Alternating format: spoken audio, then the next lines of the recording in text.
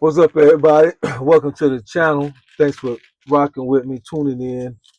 This your first time here. I'm Professor X. I just talk about my opinion, perspective, different things. The question was asked. I seen a short clip. Subscriber has sent me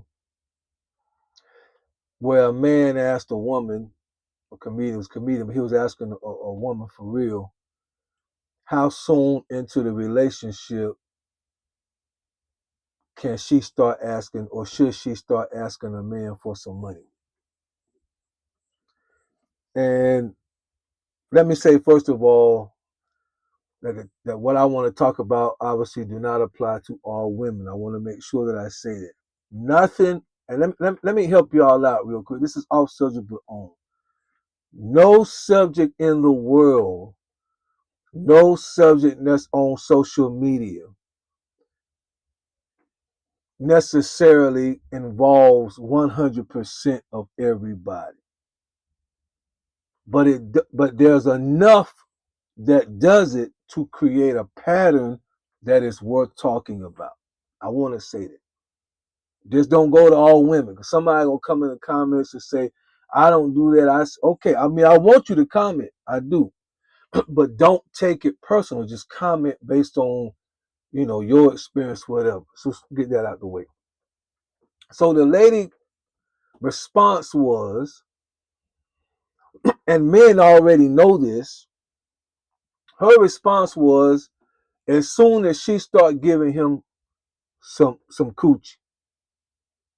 As soon as she start giving him some coochie, she feels like she's able to either ask him for money or he should be able to start giving her some money. And the guy was like, well, how much are we talking about? She said she liked the word it a couple of dollars. Of course, everybody's lifestyle gonna be different depending on what you ask. There's women that, just say pay a bill for me, cell phone bill, car insurance or something. But in her mind, she said a couple $100 up to $500, whatever.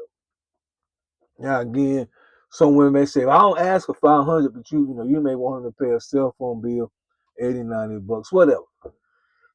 But I want to talk about that because a lot of times young men will get caught up in this trap and not understand what's really going on. Number one, if you look at the psychology of the way some women think, a lot of women think, women always, okay, most women that think like this, I don't want to say women always, women that think like this, and most women, when they're talking about sex, they don't really speak to it from a mutual playing field. If you pay attention, they really don't.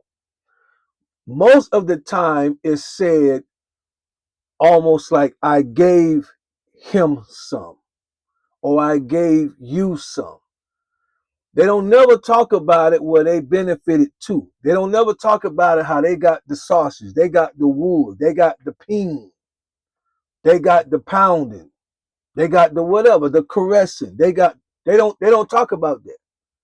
They don't talk about how they got they body kissed on and massaged and worked over. They don't talk about that. They don't talk about that. They don't talk about how they got they weave sweated out the same day they got their hair done. They mad because they got to go back the next day to their hairdresser and get it tuned back up. They don't talk about that. When women like this are talking, they generally talk about it from the aspect of what they did for the man. So when you look at it from a psychological point of view, to me it makes sense because if we have talked on other videos about how men see women who have been with a lot of men, and then we go back and forth about that. But the reality of it is, women know that their punani carries a certain level of value to a man. Women know that. Men, we don't see, no matter how skilled we are, no matter how skilled we think we are, no matter what anybody else has told us, no matter how the women have oohed and awed and gasped over what we thought we were doing to them, we don't see our peen as valuable as a woman sees her coochie as valuable. So when a woman sleep with a man, most women, I would say, not all women, I know that y'all with me. When a woman sex a man, she feels inside of her almost like she has done the favor to him. I gave you some. Well, you took some, but no, she don't see it that way. She don't see it as mutual. I gave you some. See, I know how society, and we're not talking about necessarily a boyfriend and a girlfriend, husband and wife. We're talking about two people that starting to get to know each other, maybe develop a relationship at the beginning. They sex one another, and then this lady say, as soon as she give it up, she should be able to ask you for some money because she understands her JJ has value to it. And so to the mind of a woman, now you owe her. Now you are indebted to her. That's the way they see it. I open up my legs to you. You owe me. You need to pay me in some way or another. It don't matter that it was mutual. No, they don't see it that way. It don't matter that we both sit here and enjoyed ourselves. It don't matter that we both did the same things to one another. This right here is the treasure. This right here is the pot of gold. This right here is the lucky charms.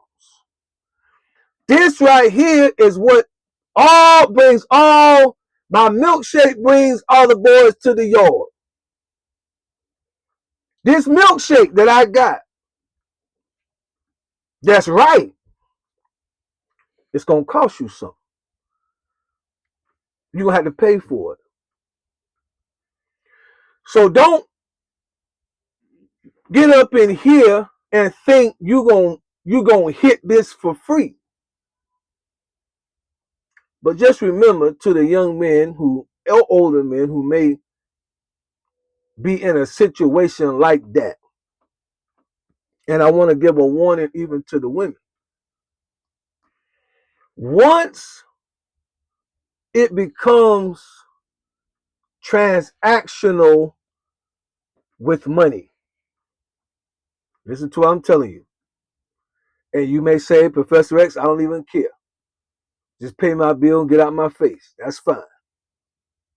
Once it becomes transactional, most men will never take you serious as a partner in a real relationship.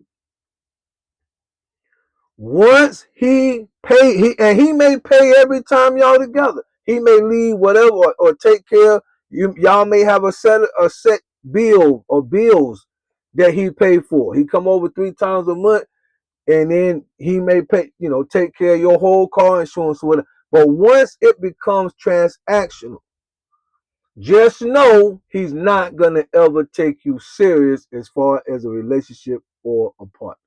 Just remember that everything gonna come with give and take. You put value on your JJ, you charge them.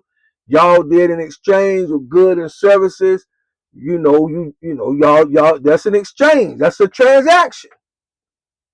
I gave you some, and you gave me money back in return. Y'all did a transaction. Just know how we see women that way. Just know that they ain't gonna tell you that because more likely the cat is good. If he come back 2 or 3 times, he like the cat. So we're gonna go ahead and say the cat is good. To him, let's just say it's great. But he never will be interested in you for a real partnership because we see women that do that a certain type of way. These are transactional women. And how we see transactional women.